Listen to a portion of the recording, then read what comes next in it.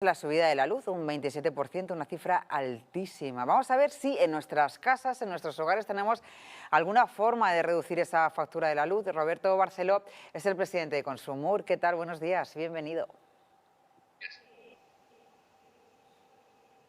Hola, buenos días. No sé si me escucha, Roberto Barceló. Sí, todo bien. Ahora perfecto. ¿Hay alguna manera, señor Barceló, de que cuando llegue final de mes y nos llegue la factura no se nos quede la cara absolutamente congelada? ¿Se puede hacer algo? Evidentemente hay muchas fórmulas para poder ahorrar en los hogares, sobre todo en estas fechas tan extremas que estamos viviendo de frío. Hay que tener en cuenta, en primer lugar, que nuestros hogares, sobre todo en nuestra región, no están preparados para la eficiencia energética. Es decir, no están ni equipados ni tienen el aislamiento suficiente para que podamos, en ese sentido, iniciar un proceso de ahorro. Y tampoco tenemos conciencia de lo que significa precisamente la eficiencia energética, que debemos de empezar a relacionarla con lo que es el cambio climático, lo que es la sostenibilidad y lo que es la huella ecológica. Es decir, tenemos que empezar a asociar el ahorro a estos conceptos que están relacionados con un comportamiento mucho más responsable respecto al medio ambiente. En ese sentido, podemos combinar ambos aspectos, ahorro y, por tanto, sostenibilidad medioambiental.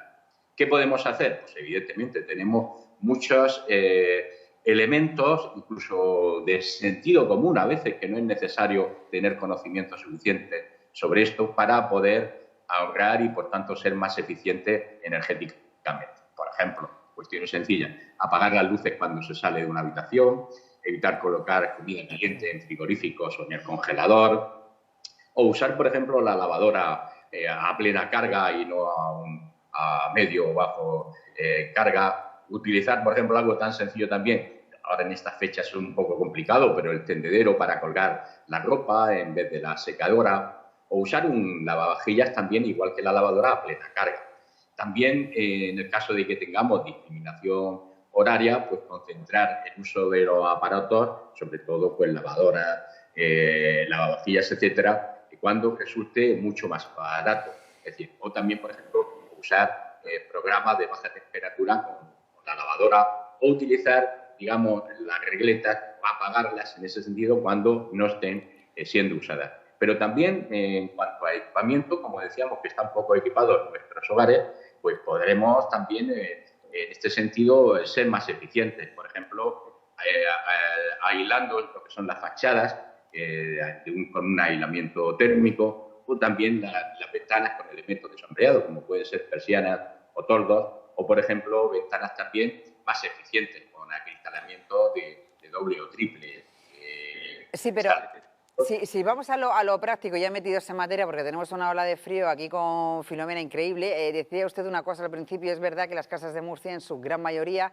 no están acondicionadas para el frío porque no estamos acostumbrados, las casas son bastante húmedas y nos cuesta mucho guardar el calor. ¿Qué pasa cuando no podemos guardar el calor que nos da, por ejemplo? Y quiero preguntarle si eso está bien o se nos va a disparar la factura de la luz.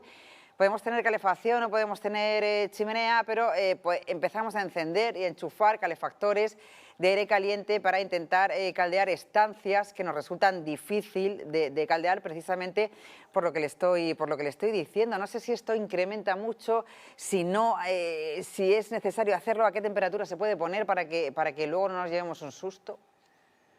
Bueno, la temperatura más o menos ideal para mantener un equilibrio entre lo que es un hogar confortable y también evitar un consumo excesivo y, por tanto, gasto, es en torno a 22 grados, es decir, más o menos. Lo que pasa es que, claro, también para eso y para evitar lo que es la fuga, el consumo que estamos realizando, tendríamos que tener previamente, como decía, nuestros hogares equipados adecuadamente, con esos elementos que decía, los aislamientos, las ventanas, etcétera.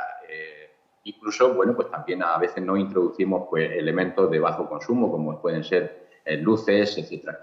Todo este tipo de elementos que me comentaba, pues lógicamente si tenemos un buen aislamiento, pues vamos a contribuir a que el consumo eléctrico sea mucho menor. Por tanto, es como una pescadilla ahí que se come la cola. Es decir, tenemos que empezar a cambiar nuestro comportamiento en cuanto a introducir estos elementos de equipamiento mucho más seguros y, por tanto, más eficientes. ¿Qué es lo que más gasta en la cocina, por ejemplo? El horno, la vitrocerámica, los fuegos y fuera de la cocina. La lavadora, la secadora, para, bueno, por lo menos decir, bueno, pues voy a intentar ponerlo un poquito menos o voy a intentar fregar un poquito más los platos y poner menos el lavavajillas. No, en lavavajillas, por ejemplo, consume menos que si lavamos a mano. Es decir, la cuestión no está en el consumo excesivo de lavavajillas como la lavadora, están si en lugar de, como indicaba anteriormente, se ponen a máxima carga, pues lo ponemos a media o baja carga. Por tanto, es conveniente un lavavajillas antes que lavar a mano. La secadora es un elemento que sí, gasta mucha energía. Por tanto, en la medida que podamos evitarla, incluso suprimirla.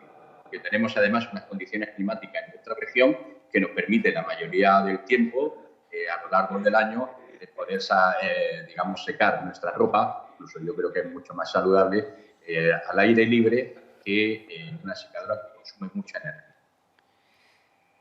En cuanto a lo que le preguntaba de la cocina, la vitrocerámica o los fuegos, ¿eso también consume mucho o eso es de lo que menos consume?